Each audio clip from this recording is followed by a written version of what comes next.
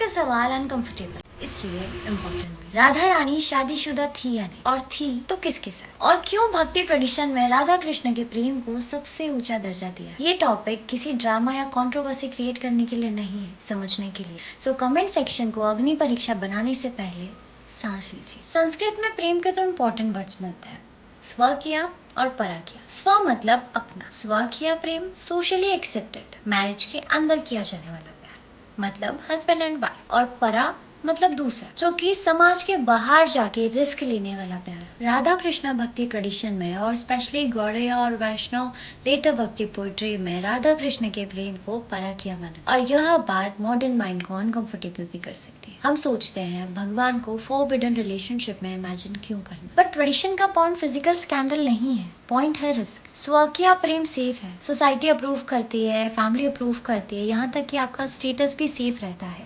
और पराकिया प्रेम में सब कुछ रिस्क पे होता है, इज्जत, घर, आइडेंटिटी, यहाँ तक कि आपका खुद का नाम भी। भक्ति ट्रेडिशन कहता है भगवान के लिए जो प्रेम सब कुछ छोड़ दे वही अल्टीमेट है। इसलिए राधा रानी सिर्फ एक रोमांटिक फिगर नहीं है, राधा रानी उस भक्ति की मिसाल है जो कुछ मांगती नहीं, सिर्फ देती। सोसाइटी से बड़ी, फैमिली से बड़ी और अपने आप से। अब एक और अनकंफर्टेबल सवाल, राधा रानी और कृष्ण जी की एज। बहुत सारे लोग कहते हैं कि राधा रानी कृष्ण जी से बड़ी थी और कृष्ण जी वृंदावन में अपना बचपन जी रहे हैं, तो ये लव स्टोरी है या कुछ और। ट्रेडिशनल नैरेटिव के अकॉर्डिंग कृष्ण जी वृंदावन में लगभग 11 साल 6 महीना रहे, फिर मथुरा आए, कंस को मारा, फिर द्वारका। भागवत ट्रेडिशन में कृष्ण जी वृंदावन वापस नहीं आते, तो फिजिकल और हिस्टोरिकल लेवल पर कृष्ण जी और राधा रानी का बचपन फेस जो है वो वृंदावन से जुड़ा। इसलिए लेटर भक्ति पोएट्स इस स्टोरी को सोल के लेवल से उठाकर बॉडी के लेवल पर लेके जाते हैं।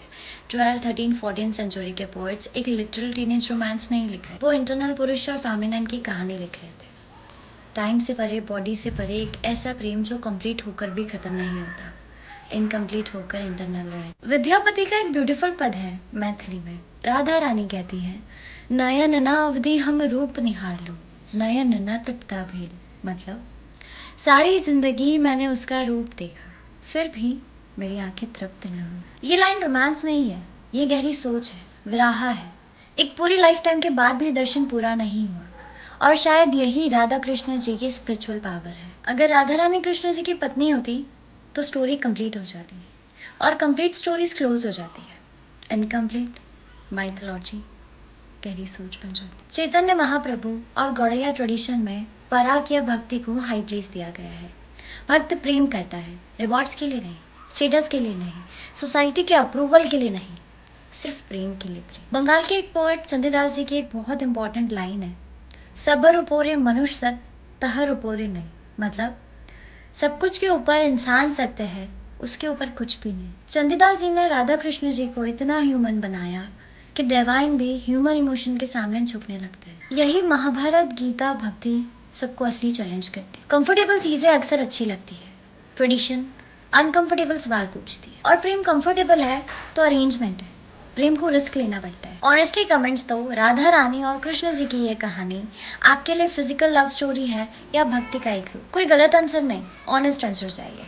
और अगले एपिसोड में हम लोग बात करेंगे एक ऐसे संत की जिनके अकॉर्डिंग कृष्ण जी खुद राधा रानी बनकर आए हैं।